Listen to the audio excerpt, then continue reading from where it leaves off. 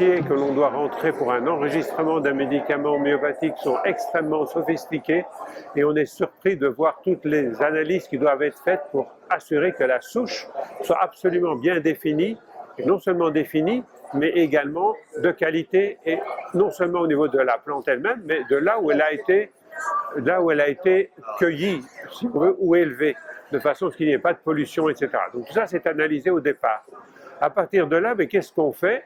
En fait, le remède homéopathique n'est pas obligé de démontrer son efficacité quand il n'y a pas d'indication. S'il y a une indication, il faudra le démontrer conventionnellement, mais sinon, il suffit que le processus de fabrication soit respecté. Et c'est là qu'en fait, il y avait ce qu'on appelle un trou noir qu'il fallait à tout prix solutionner. Qu'est-ce qu'on fait quand on va diluer, quand on va dynamiser? Est-ce que ça ne va pas devenir de l'eau qui finalement ne contient plus rien? Et ça, c'est ce que certains disent, ou d'autres disent, oui, mais c'est l'eau qui contient la mémoire. Ça, c'est un petit peu ce qu'on a eu historiquement. Eh bien, dans les deux cas, c'est faux. Et ça, c'est ce que la recherche a montré aujourd'hui. On a deux évidences formelles.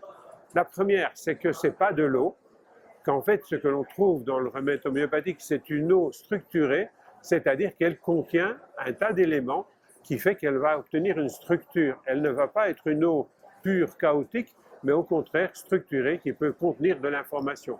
Ce n'est donc pas la mémoire de l'eau qui est importante, mais c'est la mémoire d'une eau qu'on appelle morphogénique, c'est-à-dire qui est organisée.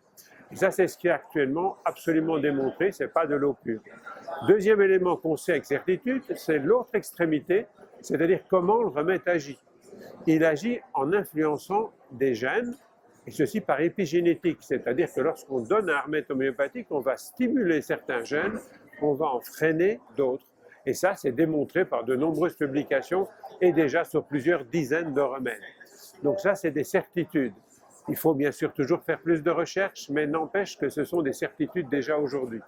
Il restait un hiatus, que l'hiatus est entre justement ce fait que ce n'est pas de l'eau pure, mais une eau morphogénique, et comment ça peut faire interagir sur la cellule par la modification de la fonction des gènes. Et en fait, pour ça, il fallait faire une multitude d'études qui ont été faites aujourd'hui et dont une partie est publiée.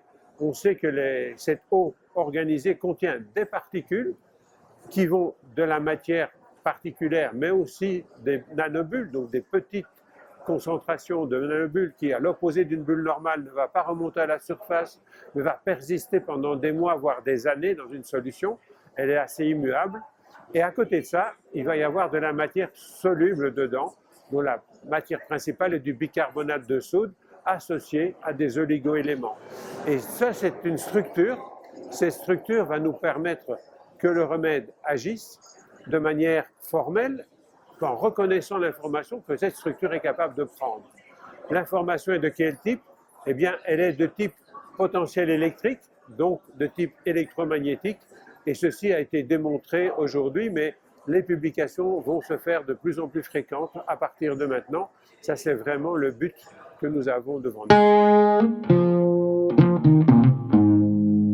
On a les analyses conventionnelles que nous travaillons avec l'université depuis longtemps, mais il faut aller un petit pas plus loin pour comprendre ce que c'est cette information et la visualiser. Alors pour ça, il faut développer une technique qui a déjà été faite. Un premier prototype a existé déjà il y a 10 ans.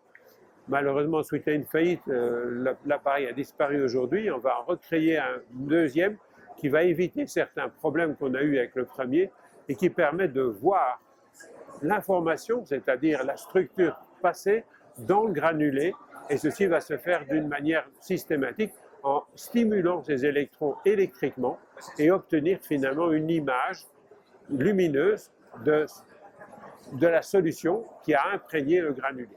Ça, c'est, je pense, le but ultime, et pour ça, on est occupé à travailler, la machine est pratiquement prête, on a toutes les données pour pouvoir la fabriquer.